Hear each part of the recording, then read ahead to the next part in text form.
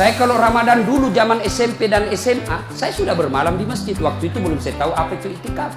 Tapi ternyata itulah itikaf, tinggal di masjid. Apa kerjaku? Kalau sudah jam 2 teriaklah saya di masjid. Sahur! Sahur! Sahur! Kalau ada lebih kue bawa sedikit ke masjid. Kita mau juga bukan sahur di sini. Cuma ada dulu imam di kampungku aneh-aneh, Pak. Berteriak, ini bilang, jangan Pak, jangan Pak. Orang kaget semua, siapa yang pukul Pak Doja? Oh, lari semua orang ke masjid. Jangan Pak. Ternyata jam 4.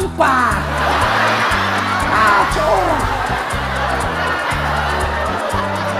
Sudah itu ditegur, jangan bilang jangan Pak. Kaget karena Pak Doja tidak tahu.